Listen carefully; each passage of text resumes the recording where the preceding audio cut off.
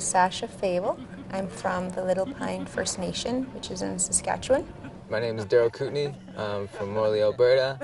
My name is Cheyenne Workman.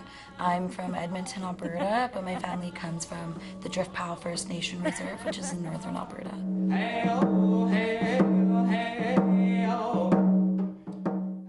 I was in Tanzania, Africa. And I've been to Peru. And I just got back from Esteli, Nicaragua. I've learned a lot, definitely, since day one to the last day. It definitely changed my life and perspective on a lot of different aspects. And I advise a lot of people to go, and I definitely do it again. The experience was eye-opening. I learned a lot of very different things about myself and about, about the world that I know in Canada, and also adjusting and adapting to a life in Tanzania that is completely different from what I know. It was a roller coaster of emotions. It was up, it was down, I did loops, and overall my experience was absolutely incredible. I wouldn't have changed it for the world.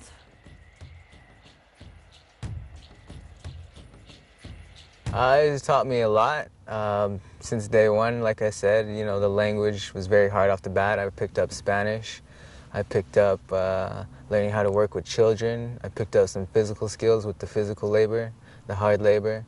I've also made a bunch of relationships with different organizations. And I've also developed new skills such as, being patient and working with a big group of people instead of working, individually.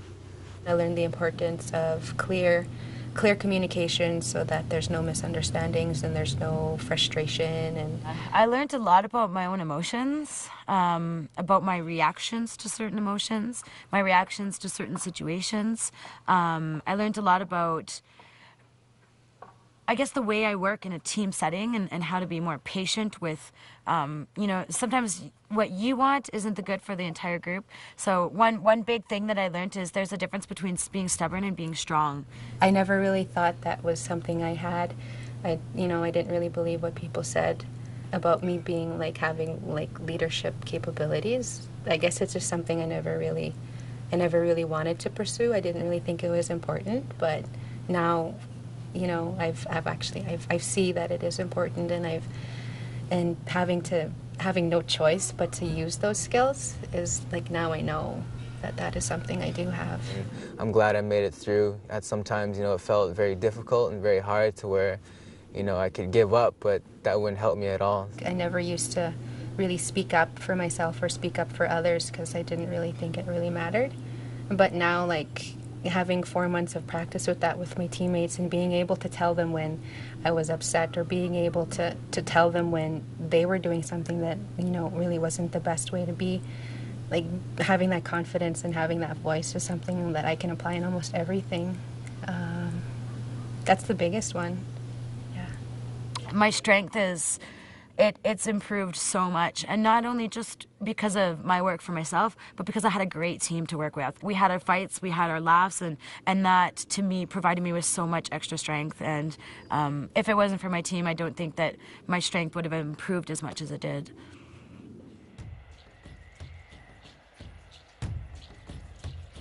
The next step is to complete the requirements of the program, public engagement.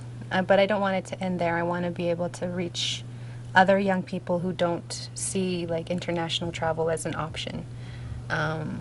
If it's available to them and if they have the tools to reach that would be completely invaluable life experience. And after that, the potential is limitless for people.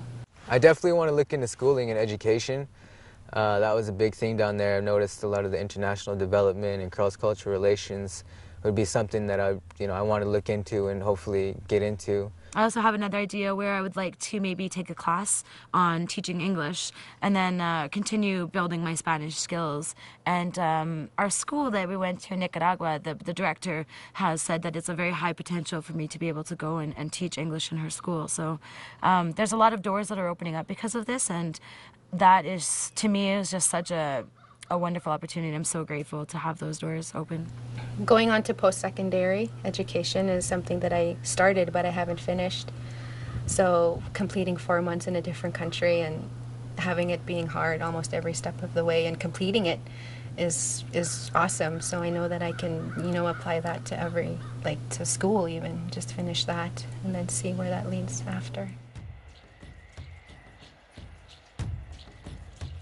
Despite, you know, the hard times that happen ahead, it's totally worth it. And you can look back and all the things that you didn't like about your, like during your time, if you were homesick or if you were angry or if you were having just bad experiences with people when you're back home, all that stuff just kind of you forget.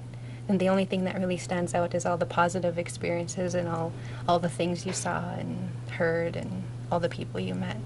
First of all, it's a great opportunity for all the Aboriginal youth out there. You know, it provides personal skills. It provides, you know, a greater perspective on, you know, education, on the way they do things. You know, life skills. You know, everything in life. It kind of helps them out on what they want to do. It gives them a greater, better path to go down. We're the youth. We're now, and Aboriginal people have a chance to stand up and say, hey, so what if all this stuff happened to us in the past?